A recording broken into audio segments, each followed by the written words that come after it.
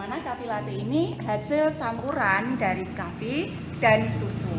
Kopi itu sendiri pada saat pembuatannya dicampur dengan susu dan kopi itu sendiri endapannya bisa dipisahkan. Nah, inilah anak-anak pembelajaran Gumul pada hari ini mengenai pemisahan campuran. Kita ikuti anak-anak pembelajaran Gumul pada saat ini. Let's go.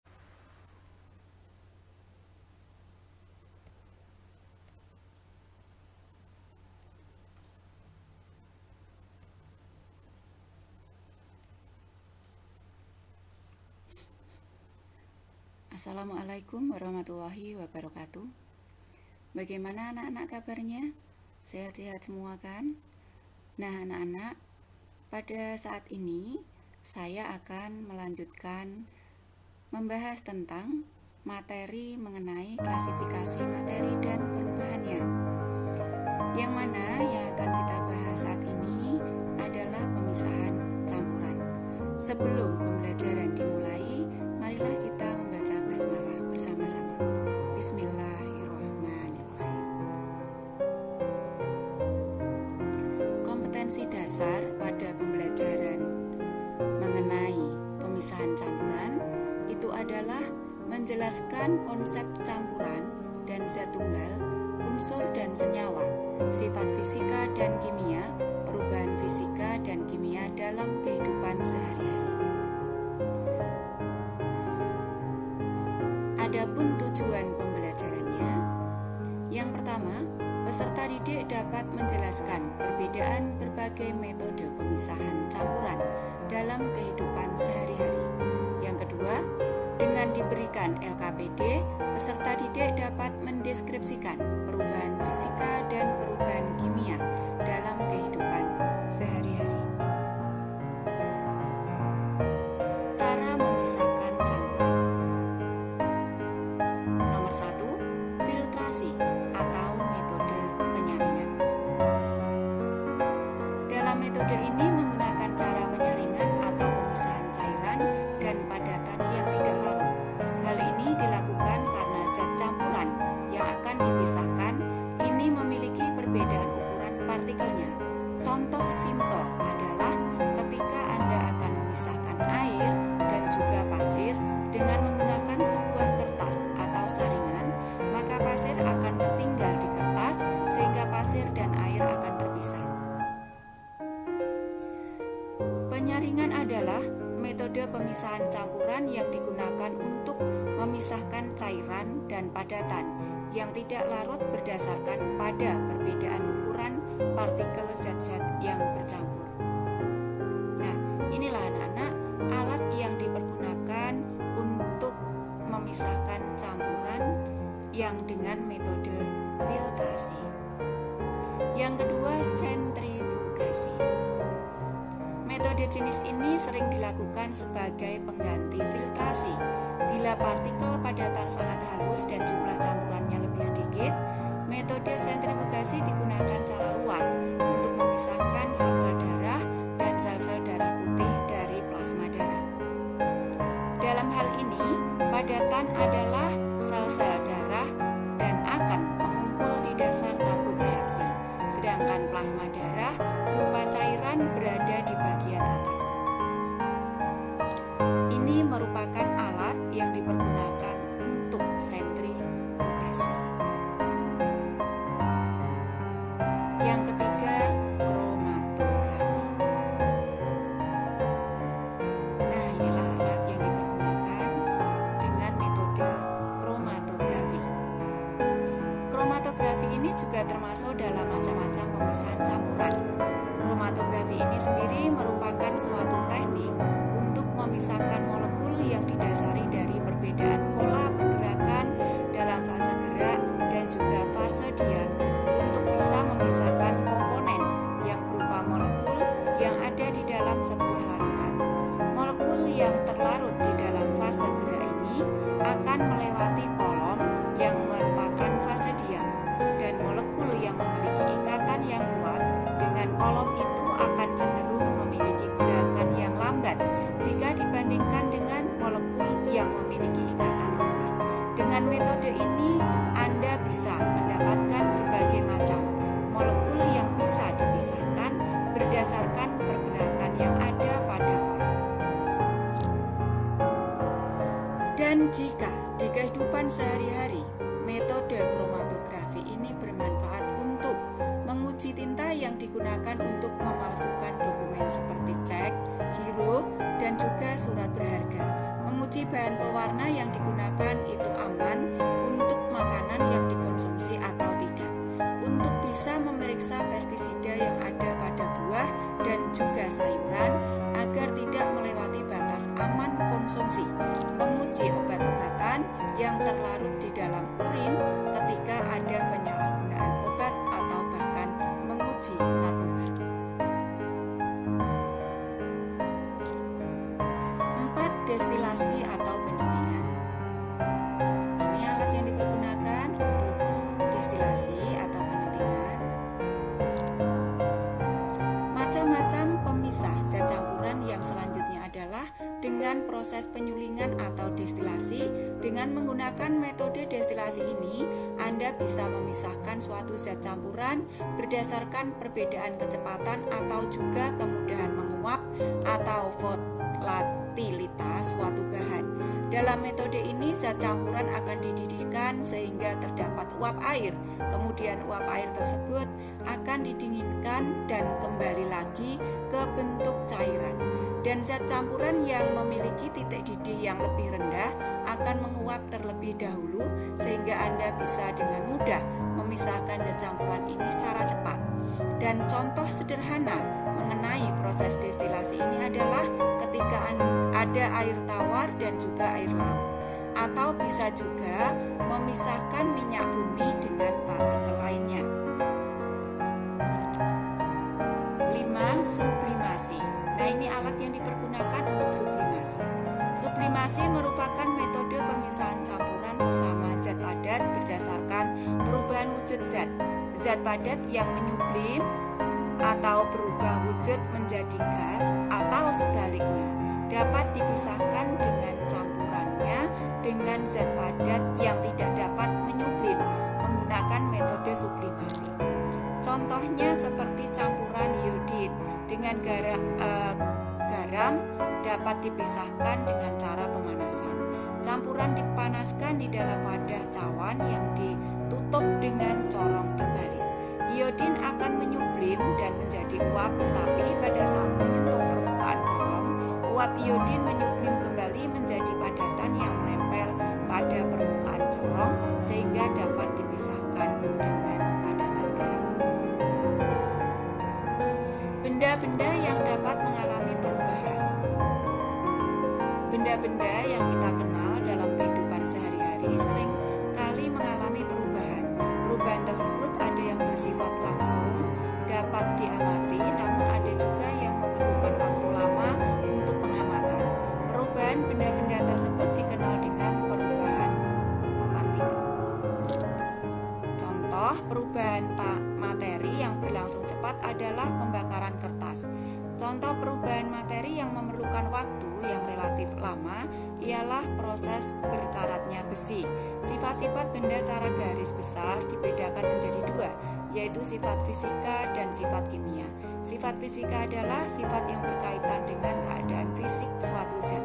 Sifat fisika termasuk di dalamnya bentuk, warna, bau, kekerasan, titik didih, titik beku, titik leleh, daya hantar, ukuran partikel, dan massa jenis atau densitas.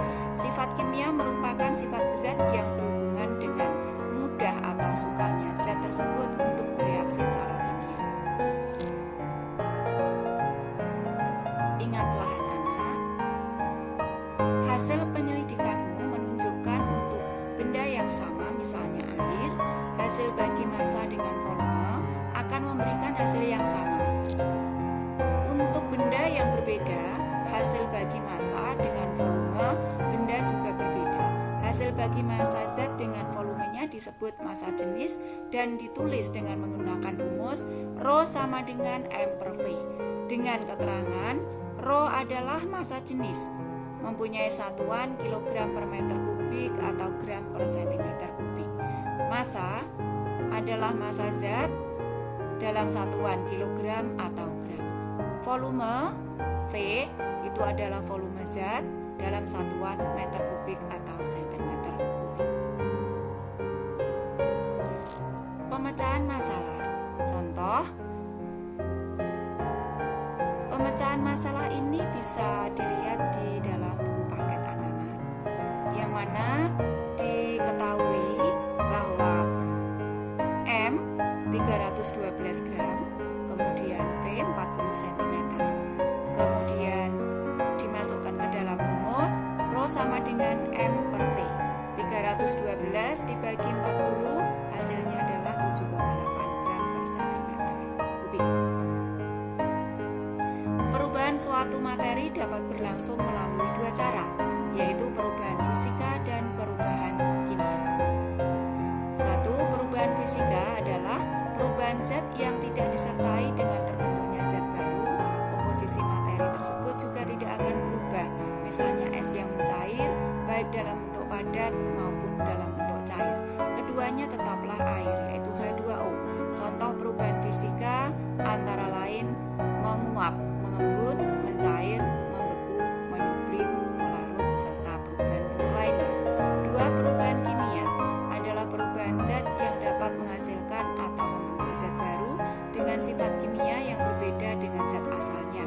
Contoh, kayu sebelum dibakar mengandung serat selulosa, tetapi setelah dibakar berubah menjadi arang atau karbon. Dengan demikian, pada proses pembakaran kayu diperoleh zat baru yang memiliki sifat berbeda dengan zat sebelumnya. Contoh lain perubahan kimia yang sering terjadi di alam adalah proses perkaratan besi. Besi sebelum berkarat merupakan unsur Fe, tetapi besi setelah berkarat berubah menjadi senyawa FeO, NH2O. Berlangsungnya perubahan kimia dapat diketahui dengan ciri-ciri sebagai berikut. 1. Terbentuknya zat baru. 2. Terbentuknya gas. 3. Terbentuknya endapan. 4. Terjadi perubahan warna. 5. Terjadi perubahan suhu. Nah, ini contoh mengenai perubahan kimia, yaitu terbentuk zat baru. Ini adalah tempe, kemudian yang kedua adalah tape. Pembentukan gas.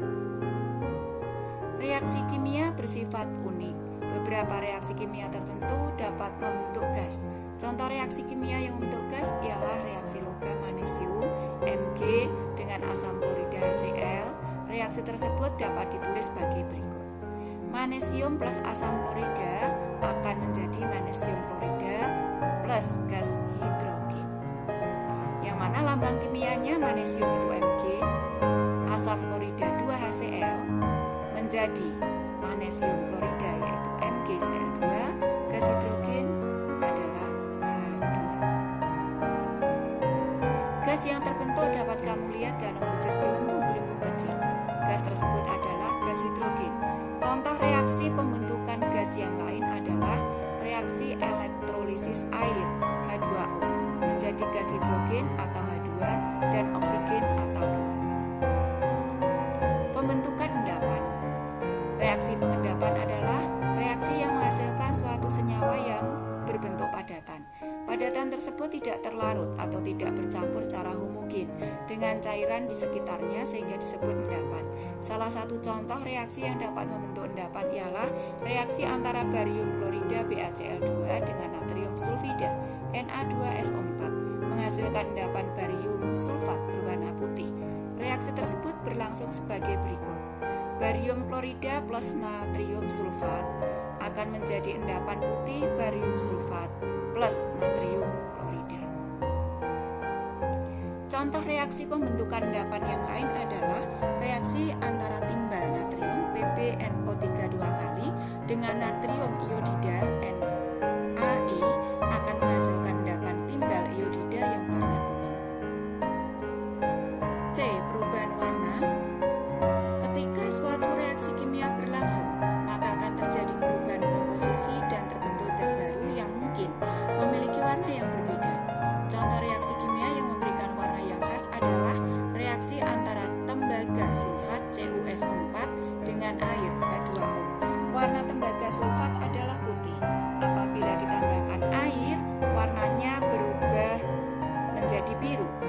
Warna biru tersebut adalah warna senyawa baru yang terbentuk, yaitu COSO4 5H2O. D. Perubahan suhu. Reaksi kimia disertai perubahan energi. Salah satu bentuk energi yang sering menyertai reaksi kimia adalah panas. Dengan demikian, terjadinya perubahan kimia akan ditandai dengan perubahan energi panas atau aliran kalor dari atau ke lingkungan. Akibatnya, suhu hasil reaksi dapat menjadi lebih tinggi atau dapat menjadi lebih rendah daripada suhu pereaksinya. Tabel perbedaan perubahan fisika dan kimia. Perubahan fisika: 1. Tidak terbentuk zat baru. 2. Komposisi materi tidak berubah. Sedangkan perubahan kimia: terbentuk zat baru, komposisi materi sebelum dan sesudah reaksi mengalami perubahan atau perbedaan.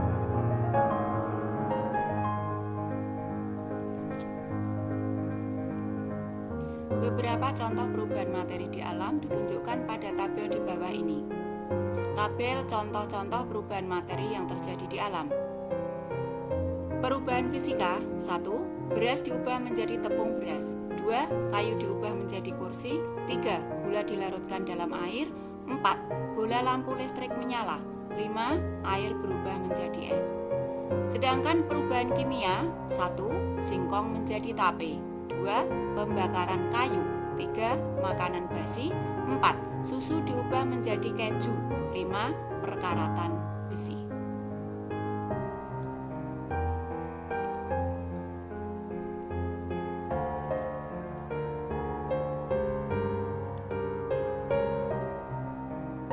Lembar kerja peserta didik atau LKPD. Nama harus ditulis anak-anak, kemudian kelas, nomor, kelompok atau base camp, mata pelajaran. Topik pada LKPD adalah klasifikasi materi dan perubahannya. Tujuan: untuk memisahkan campuran dengan cara penyaring. Alat dan bahan: alat gelas plastik, saringan atau kertas saring, bahan teh biur atau kepiur, kemudian tanah, kopi, air basah. Cara kerja: campurkan air dengan teh, kemudian diaduk. Campurkan air dengan tanah, kemudian diaduk. Campurkan air dengan kopi, kemudian diaduk. Pisahkan masing-masing campuran tersebut dengan saringan. Catatlah hasil pengamatanmu ke dalam tabel di bawah ini. Nah, ini anak-anak tabel pengamatannya. Bahan, keadaan sebelum diaduk, keadaan setelah diaduk, kemudian keadaan setelah disaring. Bahannya teh dan air, tanah dan air, kopi dan air. Nah, hasil pengamatan kalian masukkan ke dalam tabel yang sudah disiapkan di dalam modul. Pertanyaan: bagaimanakah keadaan teh, tanah, kopi sebelum dicampur dengan air? Bagaimanakah keadaan teh, tanah, dan kopi setelah diaduk dengan air? Bagaimanakah